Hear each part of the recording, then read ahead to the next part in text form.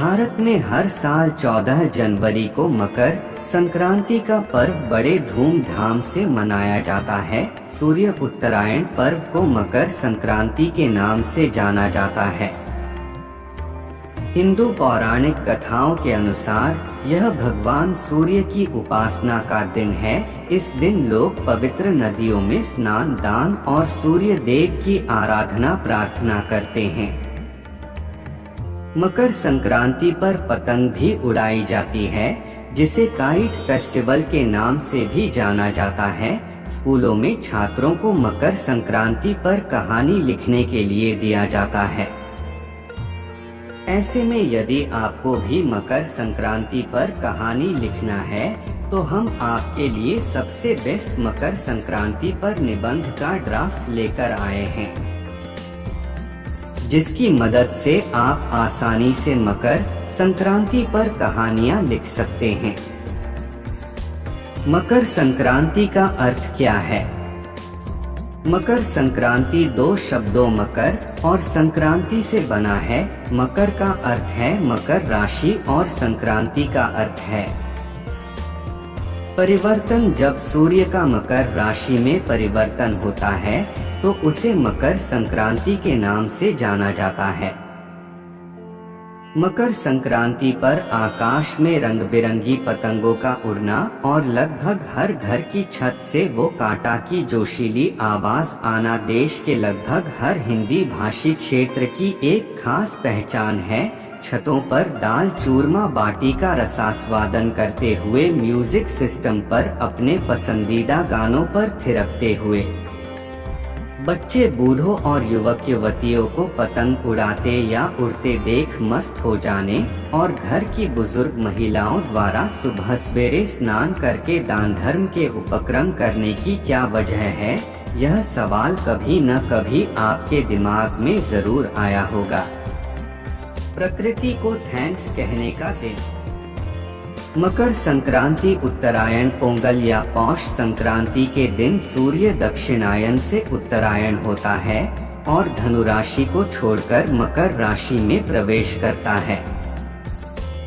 तमिलनाडु में इसे पोंगल के रूप में मनाते हैं, जबकि आंध्र प्रदेश, कर्नाटक और केरल में इसे संक्रांति कहते हैं।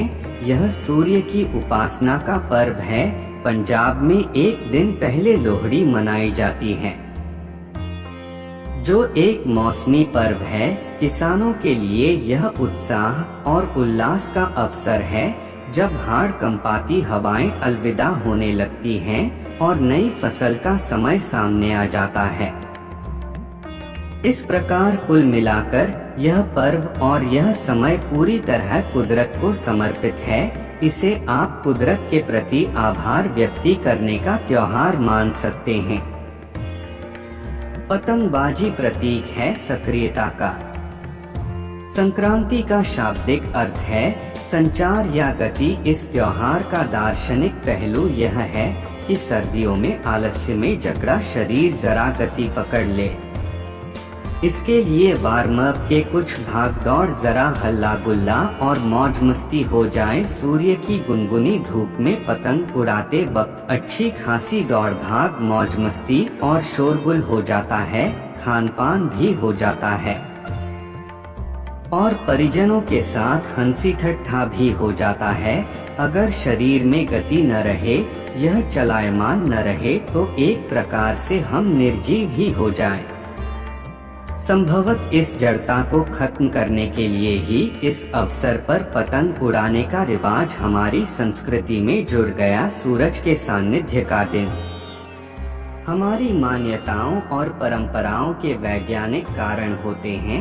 जब हम छत या मैदान में खड़े होकर खुले आसमान के नीचे पतंग उड़ाते हैं तो सूर्य की किरणें सीधे हम पर पड़ती हैं। संक्रांति पर जब सूर्य एक गोलार्ध से दूसरे गोलार्ध की यात्रा कर रहा होता है तो इस दिन इसकी किरणों का सकारात्मक औषधीय प्रभाव हमारी सेहत पर पड़ता है। सर्दियों में जब हम अक्सर सर्दी जुकाम से पीड़ित रहते हैं, ऐसे में इन किरणों से हमारी सेहत पर अच्छा असर होता है।